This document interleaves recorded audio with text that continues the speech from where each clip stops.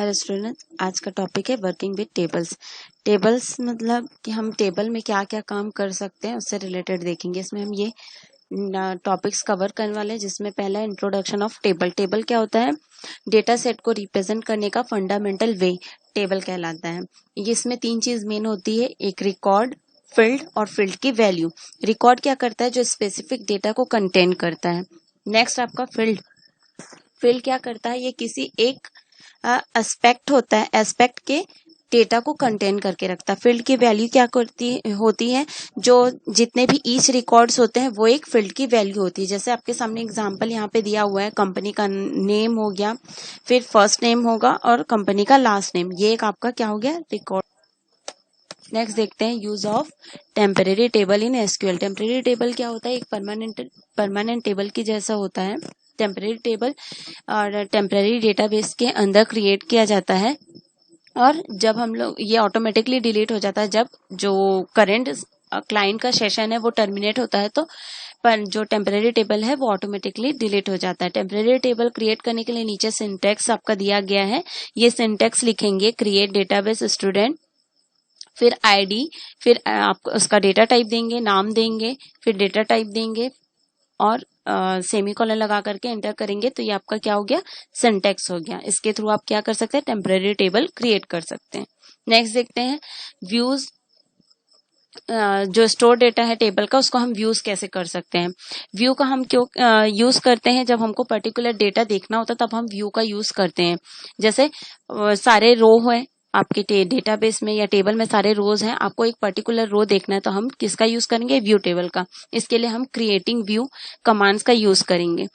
ये नीचे आपका सिंटेक्स दिया गया, इसके लिए क्या करेंगे? Create view, create view name, फिर उसको सिलेक्ट करेंगे किसके थ्रू? कॉलम 1, कॉलम 2, फिर फ्रॉम टेबल का नेम आपको जहां से रिकॉर्ड फिल्टर करना है या देखना है, आपको व्यू करना है। फिर वेयर क्लॉज का यूज करेंगे। जैसे आपका नीचे एक एग्जांपल के लिए टेबल दिया गया है, कस्टमर टेबल फॉर एग्जांपल। इसमें हम क्या देखना चाहते हैं? जो कस्टमर का नेम और एज है, तो हम क्या क्वेरी यूज करेंगे? SQL create view customers view, क्योंकि टेबल का नाम हमारा कस्टमर है। एज सिलेक्ट नेम एज, क्योंकि हमको सिर्फ नेम और एज देखना है। कौन सी टेबल से? From customers. तो आप लिखेंगे तो आपका दिखेगा। नेक्स्ट देख सकते हैं हम इसमें क्या दिया है, सिमिलर हम लोग एक और जो सिंटेक्स है उसको कैसे यूज करेंगे? Select asterisk from customer view, इसका भी यूज करेंगे तो हम क्या कर सकते हैं? कस्टमर टेबल को देख सकते हैं। नेक्स्ट आपका फिल्टरिंग टेबल डेटा, टेबल के डेटा को फिल्टर करना। हम फिल्टरिंग टेबल क्यों यूज करते हैं? जब हमको पर्टिकुलर कॉलम नेम वाइज या फील्ड के नेम के अकॉर्डिंग या पर्टिकुलर कुछ कंडीशंस के थ्रू अगर या अप्लाई करके हमको कोई डेटा देखना होता है, तब हम किसका यूज करेंगे? फिल्टर। इसमें हम वेयर क्लॉज का भी यूज करते हैं और जो कंडीशनल ऑपरेटर्स होते हैं उसका भी यूज करते हैं, जैसे equal, greater than, less than, फिर less than equal to, greater than equal to. आप अपने अकॉर्डिंग इसमें जो ऑपरेटर्स है वो यूज करके आप डेटा देख सकते हैं। इसमें हम वेयर क्लॉज का भी यूज करते हैं और एंड और ऑपरेटर का ज्यादा यूज करते हैं। वेयर क्लॉज किसके बीच यूज होगा? एंड और ऑपरेटर के बीच वेयर क्लॉज का यूज करते हैं। जैसे एक सिंपल एग्जांपल आपका यहाँ पे दिया गया है, लिखेंगे select asterisk from table name. तो ये क्या करेगा? यहाँ पे आप सिलेक्ट स्ट्रिक फ्रॉम जो भी आपका टेबल नेम है, फॉर एग्जांपल कस्टमर हो गया या एम्प्लॉय हो गया, करेंगे तो आपका वो टेबल जो भी आपने एसक्यूएल में क्रिएट किया है वो आपके सामने शो होगा। वेयर क्लॉज का यूज देख लेते हैं कैसे करते हैं। वेयर क्लॉज का यूज करने के लिए हमारा सिंटेक्स है सिलेक्ट फॉर्म एंड प्रोडक्ट। ये एक टेबल से हम दो कॉलम नेम है, फॉर्म एंड प्रोडक्ट को हम देखना चाहते हैं। फ्रॉम टेबल का नेम, आप जिस भी टेबल से आप सिलेक्ट करेंगे टेबल का नाम लिखेंगे। Where product equal to apples, हमको क्या देखना है? एप्पल्स के जितने प्रोडक्ट हैं सिर्फ उनकी क्वेरीज हम चाहते हैं कि ऐसे फार्म का नाम शो हो जिनका प्रोडक्ट सिर्फ एप्पल है। तो आपके सामने ये आपका रिजल्ट शो होगा, जिसमें देखिए प्रोडक्ट सारे क्या है? Apples.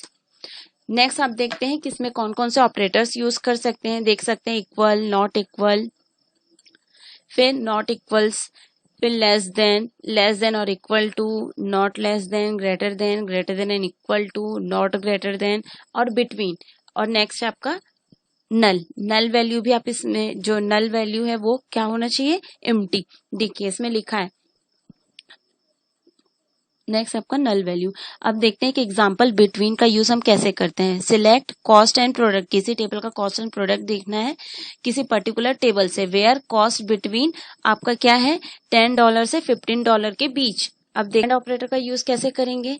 Select brand price item जो भी आपको लिखना है और वेयर क्लॉज लगाएंगे, फिर प्राइस लिखेंगे। प्राइस लिखने के बाद आपका क्या चाहिए, लेस देन चाहिए, ग्रेटर देन वो लिखेंगे, फिर and item equal to television set. तो आपका क्या रहेगा, जो भी आपका प्राइस रहेगा वो $1,000 से एबव का रहेगा और आइटम जितने भी टेलीविजन सेट है उनको दिखाएगा जिनका प्राइस $1,000 से ज्यादा है। अब नेक्स्ट देखते हैं और ऑपरेटर का यूज कैसे करते हैं। Select brand item from table name where item equal to television set और आइटम इक्वल टू रेडियो। ये क्वेरी अगर हम एग्जीक्यूट करेंगे तो हमारे पास सिर्फ टेलीविजन, जितने भी आइटम टेलीविजन और रेडियो के होंगे सिर्फ वो आपके शो होंगे। नेक्स्ट देखते हैं अपडेटिंग डेटा इन टेबल्स। डेटा टेबल्स में डेटा हम कैसे अपडेट करते हैं, इसके लिए हम देखते हैं क्या कमांड यूज करेंगे। अपडेट कमांड कैसे लिखते हैं, सेट करेंगे, कॉलम 1 लिखेंगे, कॉलम 1 की वैल्यू लिखेंगे, फिर कॉलम 2 दे करके कॉलम 2 की वैल्यू देंगे। ऐसा करके आप जितने भी कॉलम्स के आपको वैल्यू इंसर्ट करनी वो देंगे और कंडीशन अगर आपको देना है तो वेयर क्लॉज के अंदर आप कंडीशन अप्लाई करेंगे। एग्जाम्पल के लिए जैसे हमारे पास एक सामने कस्टमर टेबल्स है, इसमें हम कुछ अपडेट करना चाहते हैं तो उसके लिए हम क्या क्वेरीज चलाएंगे। जैसे हमको जो पहली क्वेरीज है, पहली क्वेरीज में देखिए यहाँ पे लिखा है कि जो फर्स्ट रो है हम उसमें जो कॉन्टेक्ट नेम है, फर्स्ट रो का जो कॉन्टेक्ट नेम है मारिया है, इसको हम अपडेट करना चाहते हैं तो हम क्या क्वेरी चलाएंगे, update customer set contact name equal to Maria Hardy and city equal to London where customer ID equal to 1। तो कस्टमर आईडी ये है आपका 1, तो यहाँ पे मयंक अग्रवाल, मारिया जहां लिखा था सिर्फ तो वहां क्या हो गया मारिया हार्डी और सिटी का नेम आपका हो गया लंदन। और इसके पहले वाले में हमने सिटी का नेम क्या देखा था, बर्लिन देखा था, तो बर्लिन की जगह लंदन और मारिया की जगह मारिया हार्डी। ये हमने क्या किया, अपडेट किया टेबल में डेटा। नेक्स्ट देखते हैं deleting data from the tables. Deleting data from the tables के लिए हम इसमें टेबल्स से कैसे डेटा डिलीट करते हैं वो देखेंगे इसमें। इसके लिए हम दो कमांड्स का यूज करते हैं, एक होता है डिलीट, दूसरा होता है ट्रंकेट। डिलीट कमांड का यूज कैसे करेंगे, पहला सिंटेक्स दिख रहा है आपको, delete from table name where condition. Table, जिस टेबल क्या करेंगे, डिलीट फ्रॉम लिख करके टेबल का नाम देंगे जिस टेबल से आप डेटा डिलीट करना चाहते हैं। एग्जाम्पल आपका दिया है डिलीट फ्रॉम टेबल नेम का, जैसे हमारे पास एक कस्टमर आईडी है, इससे हम क्या कौन सी आईडी जो फर्स्ट रो है रिकॉर्ड उसको हम डिलीट करना चाहते हैं तो हम क्या सिंटेक्स लिखेंगे इस टेबल के लिए, delete from customers where customer name equal to Mayank Agrawal. तो देख लीजिए जो आपका रिजल्ट होगा, आप जैसे ही एंटर करेंगे आपके पास ये रिजल्ट्स होगा जिसमें फर्स्ट जो कस्टमर आईडी है वो आपकी रहेगी ही नहीं क्योंकि आपका वो रिकॉर्ड पूरा डिलीट हो चुका रहेगा। नेक्स्ट देखते हैं modifying structure of tables. Table के स्ट्रक्चर को हम मॉडिफाई कैसे करते हैं। टेबल के स्ट्रक्चर को मॉडिफाई करने के लिए हम अल्टर टेबल कमांड का यूज करते हैं जिसका यूज करके हम टेबल में डेटा ऐड कर सकते हैं, डिलीट कर सकते हैं और मॉडिफाई कर सकते हैं।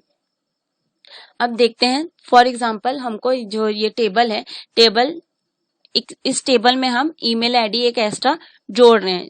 ईमेल आईडी जोड़ने के लिए हम क्या लिखेंगे, alter table customers add email और ईमेल का डेटा टाइप देंगे और उसका लेंथ देंगे। तो यहाँ देखिए आपके नीचे टेबल में ईमेल आईडी आपका एक कॉलम एक्स्ट्रा जुड़ गया है। अब अगर हमको यही ईमेल आईडी का जो कॉलम है इसको हमको डिलीट करना है तो हम किस कमांड का यूज करेंगे, ड्रॉप, नीचे दिया है alter table customers drop column email. तो देखिए आपका नेक्स्ट जैसे ही आप इंटर करेंगे, रन करेंगे एसक्यूएल क्वेरीज तो आपका क्या होगा, ईमेल वाला जो कॉलम है वो हट जाएगा। अब नेक्स्ट देखते हैं डिस्ट्रॉइंग अ टेबल। टेबल को डिस्ट्रॉय करने के लिए हम किसका यूज करते हैं, ड्रॉप और ट्रंकेट कमांड। टेबल डिस्ट्रॉय मतलब डेटा को डिलीट करना, एक तरीके से आपका टेबल डिस्ट्रॉइंग में आता है। इसमें हम टेबल का डेटाबेस, टेबल इंडेक्स और व्यू को जो भी है हम इसमें क्या कर सकते हैं, डिस्ट्रॉय कर सकते हैं ड्रॉप कमांड का यूज करके। टेबल डिस्ट्रॉय करने के लिए हम दो कमांड यूज करते हैं, ड्रॉप कमांड और ट्रंकेट कमांड। ड्रॉप कमांड के लिए आपको नॉर्मली क्या लिखना पड़ेगा, ड्रॉप ऑब्जेक्ट और ऑब्जेक्ट नेम। फॉर एग्जाम्पल अगर हमको ऑब्जेक्ट डिलीट करना है तो आप जैसे एग्जाम्पल में दिया है ड्रॉप टेबल और टेबल का नेम लिखेंगे, जैसे ही आपका टेबल डिलीट हो जाएगा जो भी आप टेबल का नाम देंगे। नेक्स्ट है आपका ट्रंकेट कमांड। ट्रंकेट कमांड का यूज भी हम क्या करते हैं, रिकॉर्ड्स को डिलीट करने के लिए करते हैं।